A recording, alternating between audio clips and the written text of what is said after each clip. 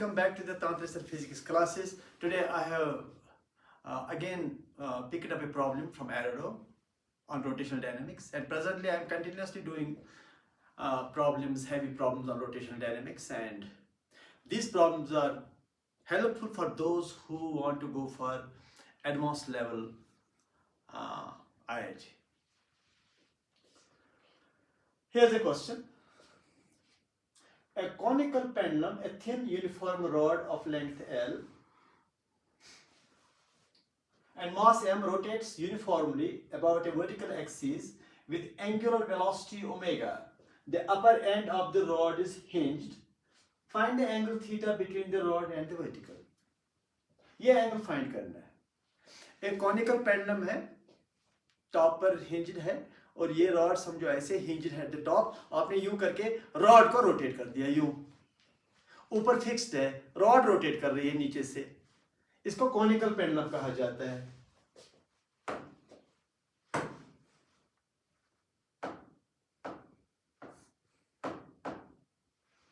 इसको conical pendulum कहा जाता है.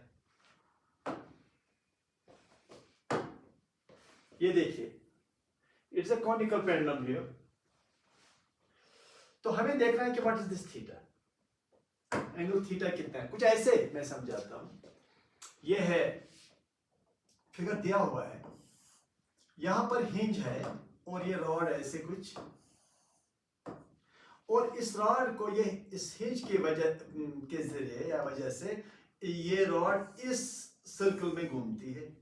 यूं करके रॉड ऐसे, या ऐसे घूमती है, ऐसे रॉड घूमती है, और ये यहां थीटा एंगल बनाता है. This rod rotates about this axis, about this hinge point c. समझे इसको. हमें ये थीटा निकालना है. अगर रोटेशन का जो एंगुलर फ्रीक्वेंसी है वो ओमेगा है.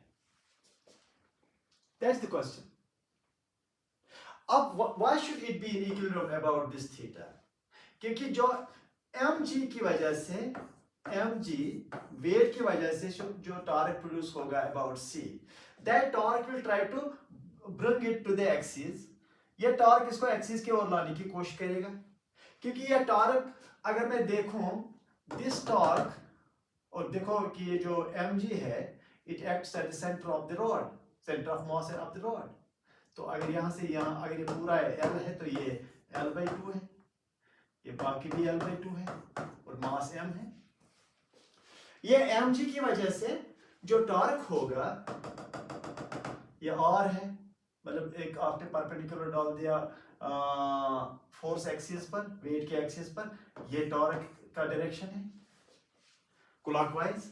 ये mg जो है, ये इस रॉड को क्लॉकवाइज रोटेट करने की कोशिश करेगा और इसको इस एक्सिस के ओर लाने की कोशिश करेगा. And it will try to get the rod along the axis, along this line.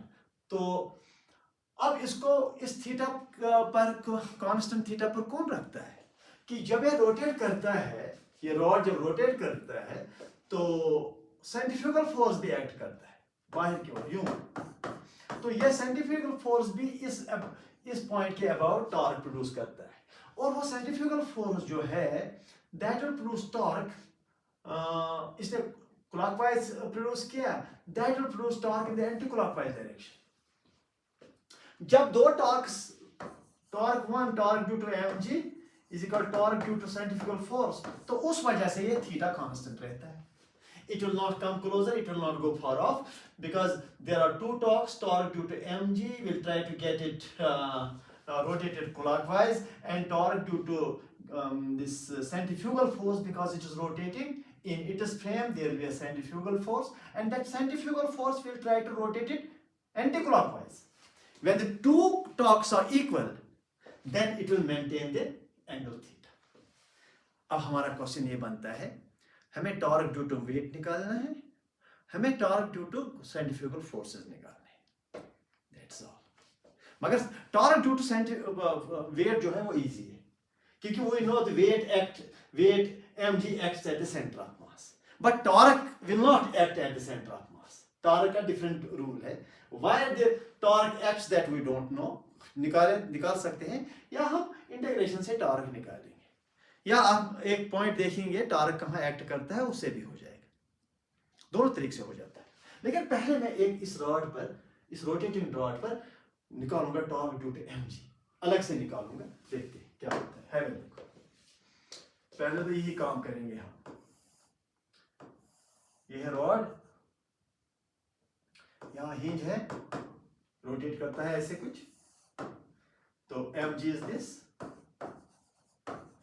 This is theta, this l/2 up to this point centre, इसको O समझो अगर ये C है सेंटर।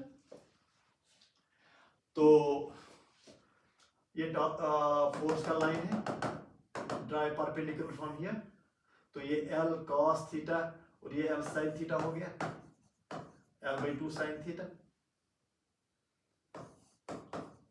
l/2 sin थीटा हो गया। अब बताइए torque due to mg, and that's of course r cross f, ये r है, ठीक, distance from the point perpendicular to the weight, ये r समझो, या r ये भी समझा जाएगा डायरेक्शन निकालने के लिए, यह क्लॉकवाइज डायरेक्शन है। So torque due to mg is equal to force into force arm, force into shortest distance from this point, fixed point, that is mg l/2 sin theta। हो गया, ये टॉर्क हमें मिल गया जो क्लॉकवाइज है।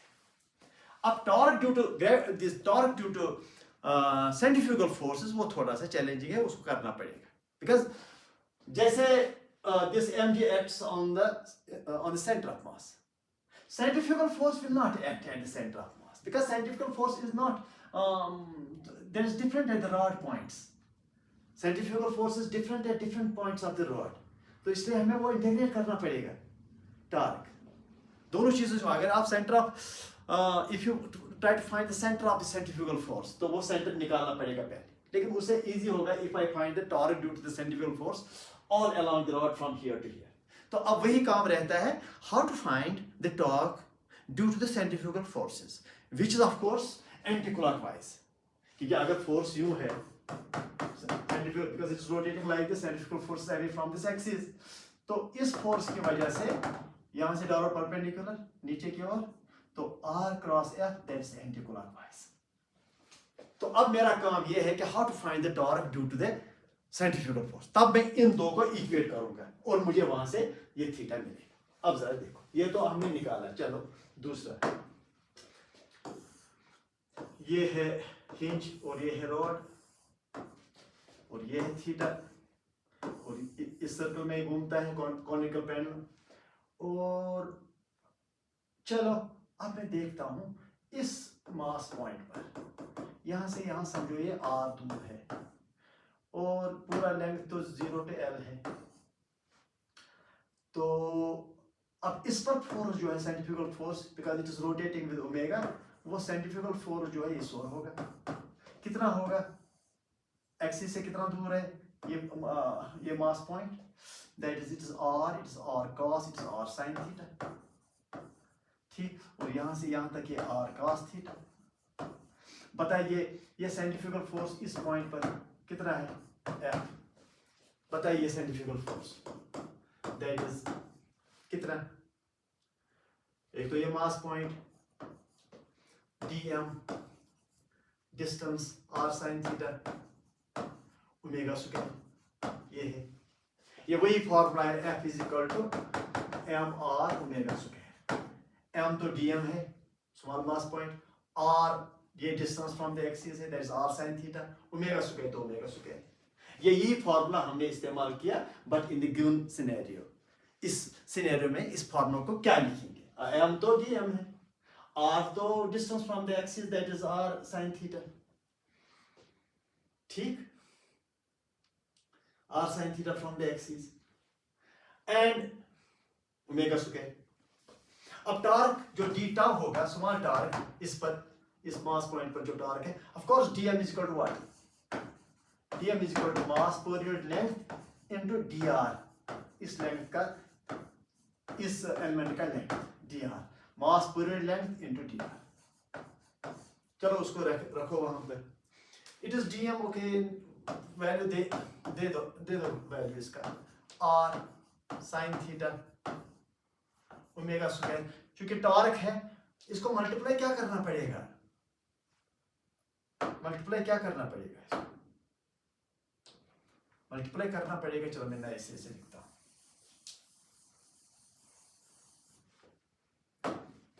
It is D tau is equal to F C, इस पर force जो है into force axis point of fixed point से ये फोर्स एक्सिस कितना दूर है उसको मल्टीप्लाई करना पड़ेगा, that is F C R cos theta, it is F C R cos theta, force into shortest distance from the point to the force line, इससे भी टॉर्क निकलता है।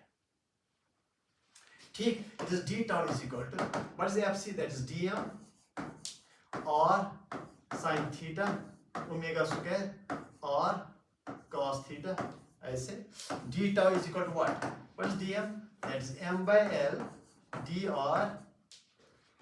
r into r square sin theta cos theta sin theta cos theta r into r square omega square.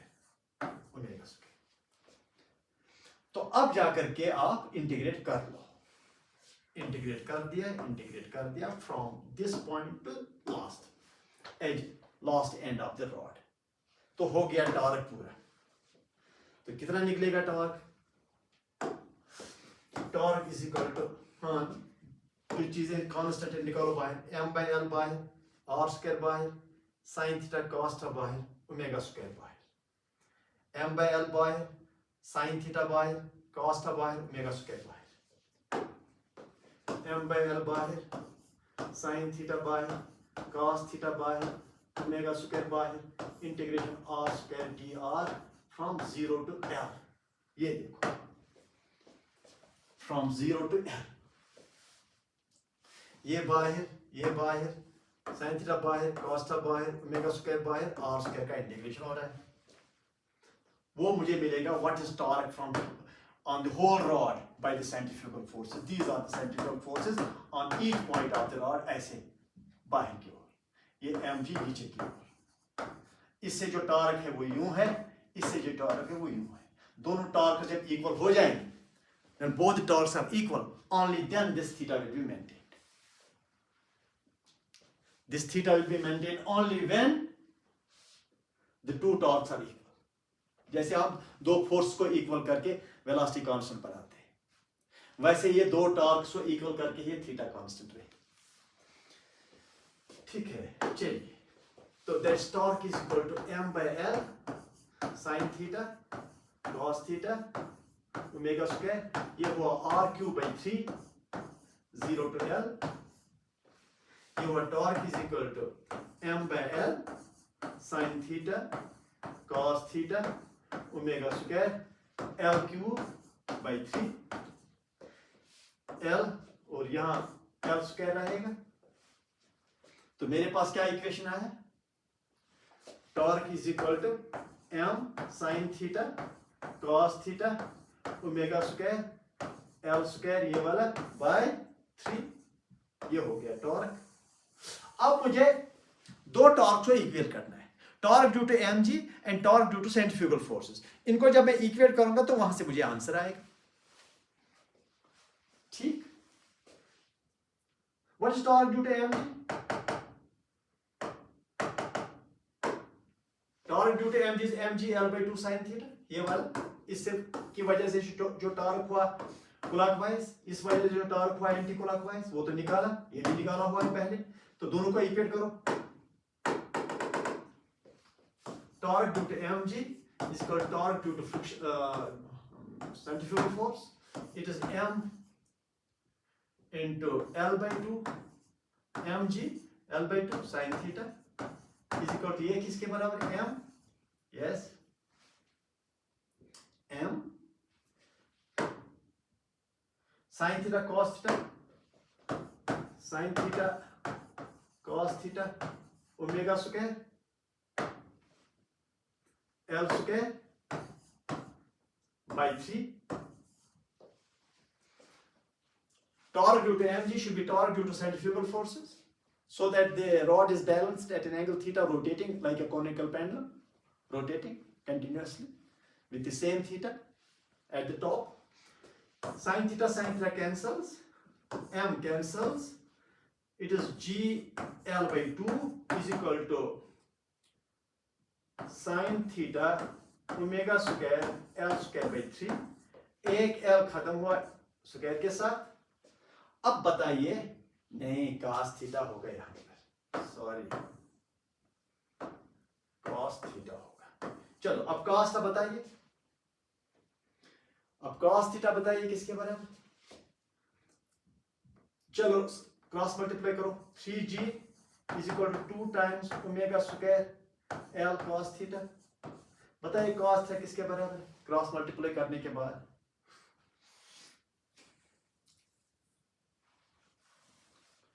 cos theta किसके बराबर होगा 3g by 2 omega square L. cos theta is equal to 3g by 2 omega square L. 3g by 2 omega square L. हाँ बिल्कुल. तो theta is equal to cos inverse 3g divide by 2 omega square L. Answer ये है answer. This is the angle at which the conical pendulum will remain stabilized, but it will rotate from the bottom like this. Theta is constant. Concept was simple. mg is the force which will try to rotate it clockwise. Centrifugal forces due to rotation will try to rotate it anti-clockwise. And two torques when balanced, then theta will be maintained. Thank you for watching my lectures, Tantra Physics classes. Thank you.